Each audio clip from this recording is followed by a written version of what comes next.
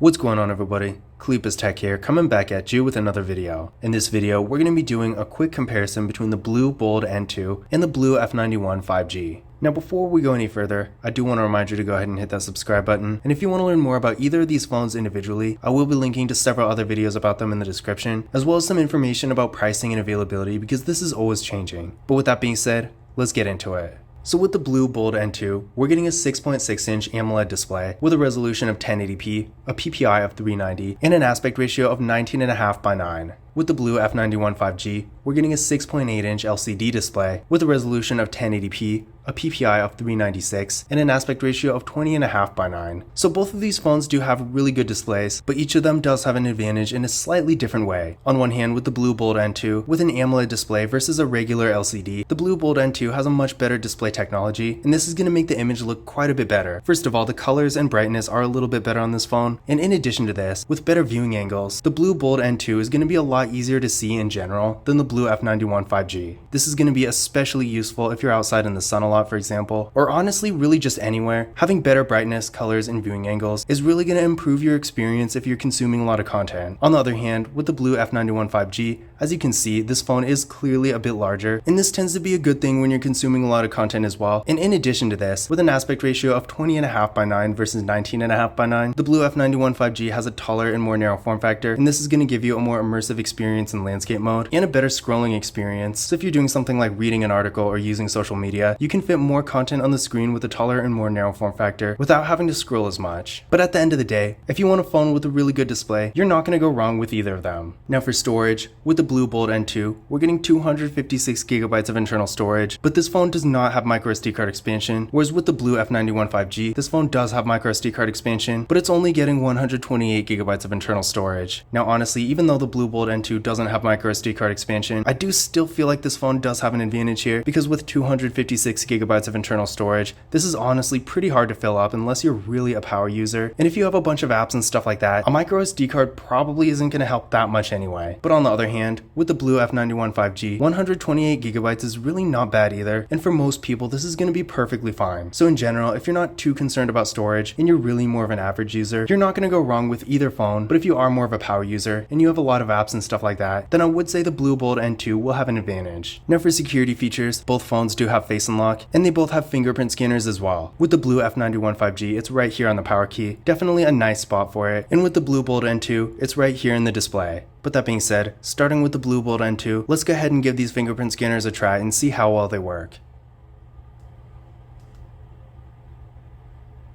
There we go, one more time. And there we go. Moving on to the F91 5G. There we go, one more time.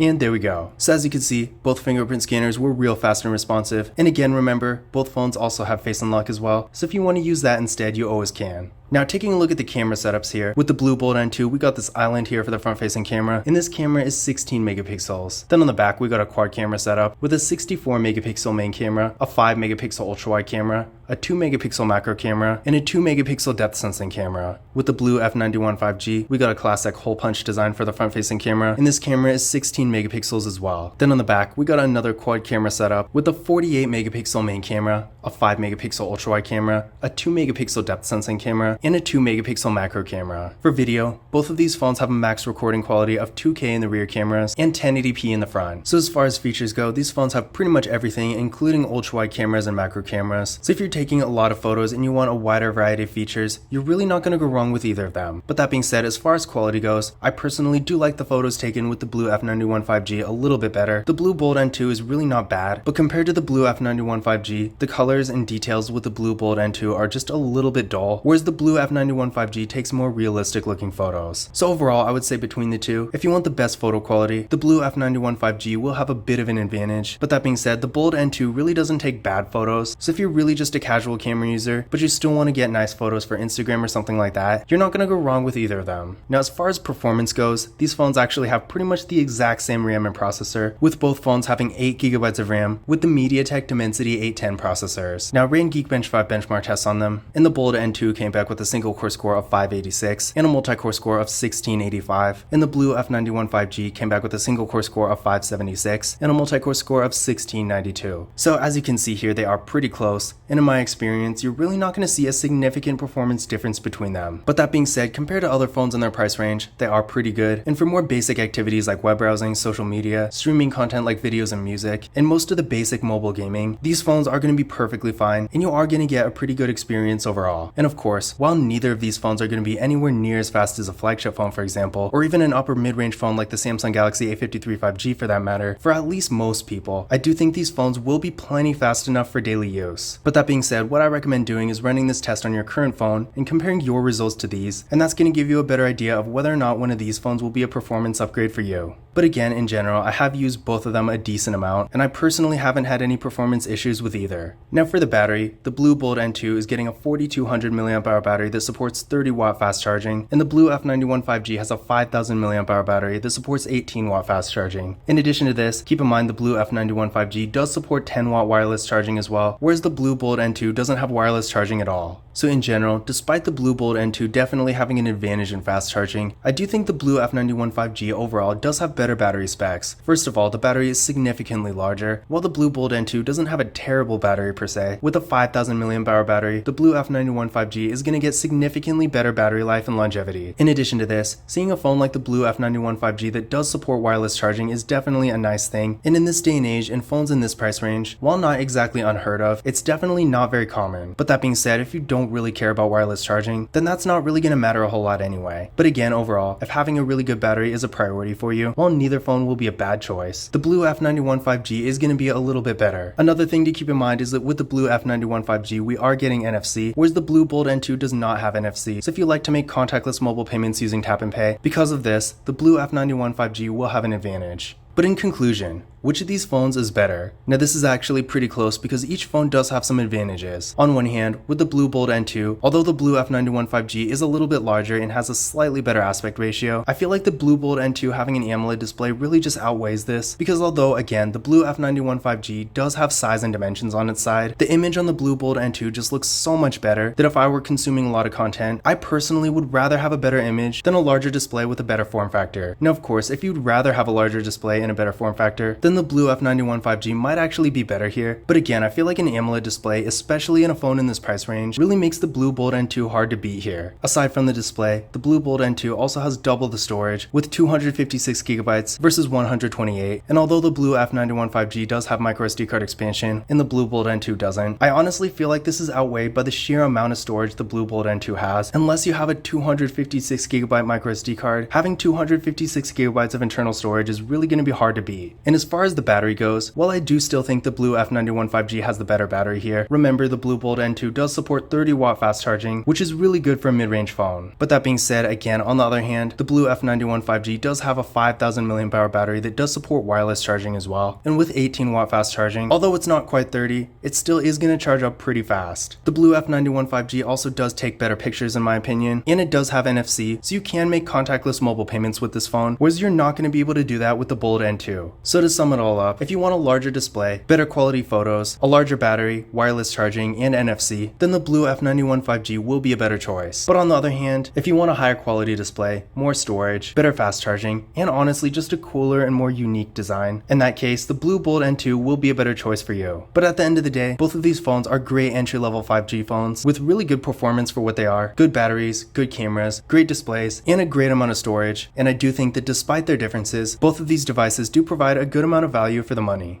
But this concludes my comparison between the BLU Bold N2 and the BLU F91 5G. Again, if you want to learn more about either of these phones individually, I will be linking to several other videos about them in the description, as well as some information about pricing and availability, because this is always changing. But that's it for this video. If you enjoyed it and found it useful, be sure to give it a thumbs up and hit that subscribe button. Don't forget to follow Kalip's Tech on Twitter and Instagram, and as always, I will see you in the next video.